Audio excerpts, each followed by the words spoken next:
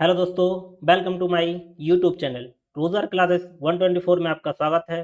साथियों, मैं आशा करता हूं कि आप सभी स्वस्थ होंगे और आपकी स्टडी भी बहुत ही अच्छी चल रही होगी। साथियों, जैसा कि आप सभी को पता है, कल यानी 7 अगस्त से आरआरबी एनटीपीसी अंडर ग्रेजुएट के एग्ज़ाम स्टार्ट होने वाले हैं। उन्हीं को देखते हुए एग्ज़ाम में हमें क्या क्या सावधानी बरतनी चाहिए, एग्ज़ाम को कैसे अटैम्प्ट करना चाहिए और सेफ स्कोर क्या रहेगा, उसके बारे में हम कुछ बातें साझा करना चाहते हैं। और उससे पहले हम देख लेते हैं कि इस बार जो आरआरबी एनटीपीसी का जो इंटरफेस चेंज हुआ है, यानी जो जीके जीएस मैथ और उनके सेक्शन में डिवाइड कर लिया गया है, तो उसके लिए हमें क्या क्या सावधानियां बरतनी चाहिए, तो देख लेते हैं। साथियों, जब आपका वेरिफिकेशन हो जाता है एग्जाम सेंटर पे, तो उसके बाद जो आपको सीट अलॉटमेंट होता है, तो उसमें वहाँ पे आपका यहाँ पे आपका एक फ़ोटो दिखेगा और उसी के साथ ही आपका यहाँ नाम दिखेगा। और यदि ऐसा कोई नाम वगैरह नहीं दिखता है बट सीट अलॉटमेंट हो गया है जिस सीट पे है, तो ये आप जो एग्ज़ाम कंडक्ट करा रहे हैं, जो भी इन्विजिलेटर हैं, उन्हें आप बता सकते हैं। उसके बाद आपको ये भी ध्यान रखना है कि आपका पीसी अच्छे से वर्क कर रहा है, माउस अच्छे से वर्क कर रहा है, ये भी आपको ध्यान देना है।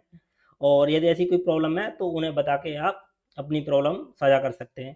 उसके बाद यहाँ पे क्या है, यहाँ पे आपका रोल नंबर ऑलरेडी फिल आएगा और यहाँ पे आपको अपना जो पासवर्ड है यानी डीओबी वो फिल करना होगा। उसके बाद आप साइन इन करेंगे। साइन इन के बाद जब आप नेक्स्ट पेज पे जाएंगे, तो यहाँ पे नेक्स्ट पेज ओपन होगा, वहाँ पे निर्देश लिखे हुए होंगे और इनको आपको किस लैंग्वेज में पढ़ना है ये आप यहाँ से चेंज कर सकते हैं। हिंदी में पढ़ना है, इंग्लिश में पढ़ना है या और भी लैंग्वेज हैं उनमें पढ़ना है। अब इसमें क्या क्या दिया गया है, इनको अच्छे से पढ़ना है कि परीक्षा की जो कुल अवधि होगी, यानी कुल जो अवधि होगी वो 90 मिनट होगी और क्वेश्चन कितने होंगे, 100 क्वेश्चन होंगे। ये नॉर्मल जो कैंडिडेट हैं उनके लिए 90 मिनट है और जो पीडब्ल्यूडी कैंडिडेट हैं उनके लिए 120 मिनट है, यानी 30 मिनट एक्स्ट्रा है। प्रश्नों की संख्या 100 है और ऑब्जेक्टिव टाइप है। हाँ, ये सबसे इम्पोर्टेंट है कि आपको जो क्वेश्चन अटेम्प्ट करने हैं, ये नेगेटिव मार्किंग को ध्यान में रखते हुए करने हैं। ऐसा ना हो कि आप अटेम्प्ट करते चले जाएँ, तुक्के लगाते चले जाएँ, तो ये भी ध्यान रखना है क्योंकि 1/3 मार्क नेगेटिव मार्किंग है। और जो कोई क्वेश्चन टिक कर देते हैं आप, उसके बाद आपको सेव एंड नेक्स्ट बटन पे क्लिक करना है। फिर जब आप नेक्स्ट करेंगे, यहाँ से नेक्स्ट करेंगे तो एक नया पेज खुलेगा। उसमें क्या लिखा है कि इस बार जो किया गया है कि मैथ के क्वेश्चन अलग हैं, जीके के अलग हैं और रीजनिंग के अलग हैं। मैथ के 30 हैं, जीके के 40 और रीजनिंग के 30 हैं। यहाँ से आप इन्हें देख सकते हैं कि लैंग्वेज चेंज कर सकते हैं। ये सबसे इम्पोर्टेंट है। यहाँ पे क्या है, आपको एग्ज़ाम जिस लैंग्वेज में देना है वही वहाँ पे ये सेलेक्ट करना है। आपको इंग्लिश में देना है तो इंग्लिश में देना है, हिंदी में देना है तो हिंदी में करना है। लैंग्वेज सेलेक्ट करने के बाद ये बहुत इंपॉर्टेंट है। उसके बाद आपको यहाँ पे चेकआउट करना है। चेकआउट करने के बाद यहाँ पे I am ready to begin पे क्लिक करना है। उसके बाद ये आपकी एग्ज़ाम स्टार्ट हो जाएगा। तो अब एग्ज़ाम जब स्टार्ट हो जाएगा, तो जो आपको ये ऑप्शन है जो ग्रीन कलर से दिखेंगे, यहाँ पे ये रेड कलर से दिख रहा है। रेड कलर का मतलब है कि आपने इसको आंसर नहीं किया है और ग्रीन कलर का मतलब है आपने इसको आंसर कर लिया है। और जो व्हाइट कलर है, व्हाइट मतलब आपने ये जो है आपने विजिट ही नहीं की है, मतलब आपने देखे नहीं है। और जो ब्लू कलर है, ये आपने क्या किया है कि डाउट था तो आपने मार्क फॉर रिव्यू के लिए भी छोड़ दिया है। और ब्लू पे ये ग्रीन टिक आ जाएगा तो इसका मतलब आपने उसका आंसर तो दिया है और उसके साथ साथ साथ आपको मार्क भी कर दिया, मार्क फॉर रिव्यू भी कर दिया है। तो ये आपको बातें ध्यान रखनी है। तो साथियों, चलते हैं कि अब आपको एग्ज़ाम कैसे अटेम्प्ट करना है उसे भी देख लेते हैं कि एग्ज़ाम कैसे अटेम्प्ट करें।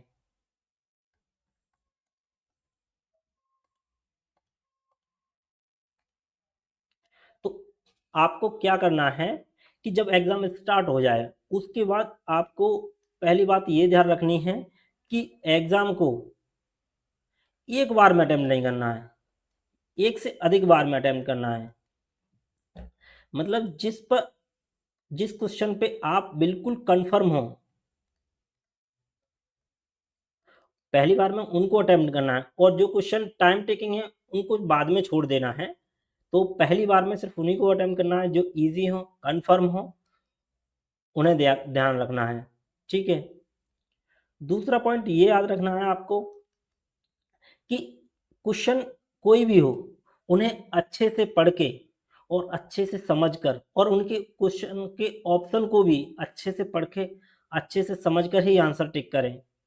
ऐसा ना हो कि कोई आपने क्वेश्चन देखा कि बहुत ईजी है, उसको आपने जल्दी जल्दी में गलत कर दिया, या क्वेश्चन तो आपने अच्छे से पढ़ लिया बट ऑप्शन नहीं पढ़े। जैसे ऑप्शन ए, बी, सी, ये 4 ऑप्शन होते हैं।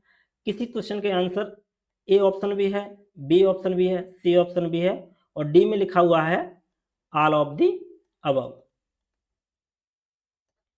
तो आपने क्या किया, क्वेश्चन को जल्दी पढ़ा और आपने ए टिक कर दिया कि पहला आंसर मिल गया, लेकिन आपने 4 ऑप्शन देखे होते तो आप डी भी आंसर करते, तो इसीलिए क्वेश्चन गलत होने की संभावना बढ़ जाती है। तो दूसरी बात याद रखनी है।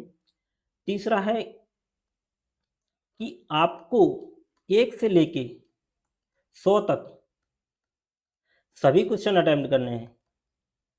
मतलब अटेम्प्ट करने का मतलब एक बार उनको देखना है। ये नहीं है कि 100 अटेम्प्ट करने मतलब 100 के भी आंसर दे रहे हैं, ये नहीं। मेरे कहने का मतलब ये है कि आपको 1 से 100 तक क्वेश्चन अटेम्प्ट यानी देखने हैं। मतलब क्या होता है, कभी-कभी स्टार्टिंग में क्वेश्चन टफ दे दिए होते हैं। जब स्टार्टिंग में क्वेश्चन टफ दे दिए तो उसमें ही आपका टाइम सारा समाप्त हो गया, आप लास्ट तक नहीं पहुँच पाए। और लास्ट में कुछ क्वेश्चन ऐसे थे कि आपको सिर्फ पढ़ने थे और आंसर देने थे। यानी आप ऐसा था कि 5 मिनट में ऐसे भी क्वेश्चन थे रीजनिंग वगैरह, जीके वगैरह के, कि आपको 5 मिनट में 7 से 8 क्वेश्चन कर सकते थे, लेकिन आपने टाइम कंज़्यूम कर दिया। इसीलिए 1 से 100 तक क्वेश्चन भी देखने हैं। ये तीसरा पॉइंट है। चौथा पॉइंट ये है कि आपको जो टफ क्वेश्चन है, कहने का मतलब वही है, जो टफ क्वेश्चन है, उन पे टाइम वेस्ट नहीं करना है पहली बार में। दूसरी बात में ऐसा कोई क्वेश्चन है कि आपने क्या है, पढ़ा हुआ है, यानी कहने का मतलब ये है कि ईगो पे नहीं ले जाना है आपको, अपने ईगो पे नहीं ले जाना है। जैसे कि मैंने पढ़ा हुआ है, इसको तो मैंने किया हुआ है, इसको तो मैं करके ही रहूँगा, चाहे टाइम कितना भी वेस्ट हो जाए, ऐसा पेपर में नहीं करना है। आपको नहीं आ रहा है तो उसको बाद में छोड़ सकते हैं, और नहीं भी आ रहा है तो उसकी जगह कोई दूसरा क्वेश्चन कर लीजिए। किसी भी एक क्वेश्चन पे पूरा टाइम वेस्ट नहीं करना, ये सबसे इम्पोर्टेंट है। तो अगली बात ये है। और छठा पॉइंट ये है कि कभी-कभी क्या होता है कि आपने पेपर स्टार्ट किया और पहला क्वेश्चन भी टफ आ गया, दूसरा भी आ गया, तीसरा भी आ गया, आपसे बन नहीं रहा। तो आप क्या हुए, क्वेश्चन को पढ़ के बहुत परेशान हो गए। अब परेशान हो गए तो आपने क्या है, आपके जो क्वेश्चन आते हुए भी अब 5 चौथा 5वां क्वेश्चन आपसे बन रहा था, लेकिन आप क्या है, पहले, दूसरे, तीसरे, ये टफ आ गया पेपर, मुझसे नहीं बन रहा तो मेरा क्या होगा? ऐसा नहीं सोचना है। हो सकता है कि 1 से 10 तक ना बने, लेकिन आगे बन सकते हैं, 11वां बन सकता है, 12वां बन सकता है। तो पहली बार में आपको देख के क्वेश्चन को परेशान नहीं होना है, आराम से शालीनता से क्वेश्चन को पढ़ना है, नहीं आ रहा तो स्किप करके आगे बढ़ जाना है। ये मोस्ट इम्पोर्टेंट है, किसी भी क्वेश्चन पे टाइम वेस्ट नहीं करना है। मेन चीज़ है टाइम मैनेजमेंट, आपको कैसे मैनेजमेंट करना है, उस हिसाब से। और 7वां पॉइंट ये है, जैसे कोई क्वेश्चन पूछ लेता है कि बहुत ईज़ी क्वेश्चन है, मतलब ईज़ी क्वेश्चन ही दिया है, कि इससे ईज़ी तो कोई क्वेश्चन है नहीं, तो आपको उस पे क्या है ना, बहुत ही ज़्यादा एक्साइटेड नहीं होना है कि अरे ये तो बहुत ईज़ी है। आपको ये सोचना है कि ये ईज़ी पूछा गया है, तो ये क्या पूछा गया है? कुछ इसमें क्लू है? तो ये आपको सोचना है कि ऐसा नहीं है आपने ईज़ी पूछा, लेकिन आप क्या है, बहुत जल्दी-जल्दी में ईज़ी में गलत टिक कर दिए। लेकिन उसमें क्या कुछ की पॉइंट था, नहीं दे दिया था कि ये नहीं हो सकता, लेकिन आपने क्या है, क्वेश्चन पढ़ा और टिक करके चले गए। ये सबसे इम्पोर्टेंट है। अब देख लेते हैं आगे, सेफ स्कोर क्या रहेगा? बहुत से लोगों की ये होती है कि सेफ स्कोर क्या रहेगा, कैसे अटेम्प्ट करना है, क्या करना है? तो इस आज हम आपको बताते हैं कि सेफ स्कोर क्या रहेगा, क्या ये ज़रूरी है? चलिए, तो देखिए, सेफ स्कोर के बारे में, सेफ स्कोर क्या रहेगा, इसके बारे में एग्ज़ाम से पहले डिसाइड नहीं किया जा सकता है। कोई कह रहा है कि 80 प्लस रहेगा, कोई कह रहा है 90 प्लस रहेगा, यानी 80 प्लस अटेम्प्ट ही करना है आपको, 90 प्लस अटेम्प्ट ही करना है, कोई 60 प्लस बता रहा है। तो ऐसा कुछ नहीं है, यानी एग्ज़ाम से पहले आप ये डिसाइड नहीं कर सकते हैं कि सेफ स्कोर क्या रहेगा। क्योंकि सपोज़ कर लीजिए, किसी ने बता दिया कि 80 प्लस जो है सेफ स्कोर रहेगा। लेकिन पेपर आ गया टफ, जब पेपर टफ आ गया तो क्या है कि आपने तो ये सोचा है कि 80 प्लस रहेगा, तो आप क्या है टफ पेपर भी आ रहा है तो 80 प्लस के चक्कर में आपने क्वेश्चन नहीं आ रहे थे वो भी टिक कर दिए। आपसे 60 ही बने, 65 बने, तो आप क्या जल्दी-जल्दी करते हुए 80 प्लस कर दिए, 85 अटेम्प्ट कर दिए, लेकिन आपने कर दिए गलत। तो उसमें क्या है आपकी नेगेटिव मार्किंग 1/3 है। जब नेगेटिव मार्किंग तो उसमें क्या है आपको लॉस होगा। और कोई कह रहा है कि 60 आएगा, जब 60 आएगा लेकिन पेपर आ गया ईज़ी और आपने क्या है आपके 60 आपने देखा है, लेकिन आपने क्या किया 65 जो है अटेम्प्ट कर लिए, 65 बन गए क्वेश्चन, तो आप खुश हो गए। ऐसा नहीं करना है। पेपर ईज़ी आता है तो उस हिसाब से आपको एग्ज़ाम कर अटेम्प्ट करना है और पेपर टफ आता है तो उसको आपको पेपर अटेम्प्ट करना है। टाइम मैनेजमेंट आपने क्या है मॉक दिए होंगे, तो टाइम मैनेजमेंट आपको उस हिसाब से करना है। तो हाँ, बस सेफ स्कोर के बारे में आपको चक्कर में नहीं पड़ना है। आपने सब जो भी पढ़ा है, सबसे इम्पोर्टेंट ये है कि आपने जो भी पढ़ा है, तो आपने जितना पढ़ा है वो आपके लिए सफिशिएंट है। आप ज़्यादा इधर-उधर परेशान नहीं होना है।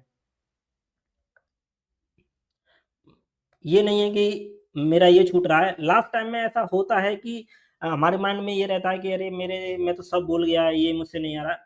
जब आपके सामने कोई क्वेश्चन आएगा, तो आपको ये ध्यान आ जाएगा कि हाँ, ये क्वेश्चन मैंने पढ़ा हुआ है, तो उसको टिक करना है। दूसरी बात ये है, पेपर अटेम्प्ट जब करोगे तो एलिमिनेट ऑप्शन भी रखना है कि हाँ, इसका ये नहीं हो सकता, बी नहीं हो सकता, ये सी और डी में से हो सकता है, तो ऐसे करके आपको 5 से 6 क्वेश्चन रिस्क की भी लेनी है। यही ना हो कि 100% जिन पे कन्फर्म है आपने वही अटेम्प्ट किए, लेकिन आपके 65 हुए, पेपर ठीक भी था, लेकिन आपने रिस्क नहीं ली। हालाँकि आपने 5 से 6 क्वेश्चनों पे रिस्क ली है, 2 से 3 क्वेश्चन सही हो गए, तो वो आपके पॉजिटिव में ही जाएँगे। तो इसीलिए थोड़ा रिस्क भी लेना है और यही सब बातें थी। तो इसी के साथ ही हम यह वीडियो यहीं समाप्त करते हैं और जिनका कल एग्ज़ाम है और आने वाले एग्ज़ाम है, उनके लिए बेस्ट विशेस और आई होप कि आप अच्छा करेंगे। अब निश्चिंत होके जाइए और हाँ, सबसे इम्पोर्टेंट आप जो है नींद अच्छे से लेना है। किसी भी बात को लेके आपको ईगो हर्ट नहीं करना है। जो भी है बस आपको एग्ज़ाम सेंटर पे अच्छे से पहुँचना है, पहले पहुँचना है और एग्ज़ाम हॉल में अच्छे से बैठना है। इन सभी बातों का ध्यान रखना है और पेपर को अच्छे से अटेम्प्ट करना है। तो अगेन आपको बेस्ट विशेस रोज़गार क्लासेस 124 की तरफ से। आई होप कि आपका एग्ज़ाम अच्छा जाए। चलिए इसी के साथ ही यह वीडियो यहीं समाप्त होता है। Thanks for watching.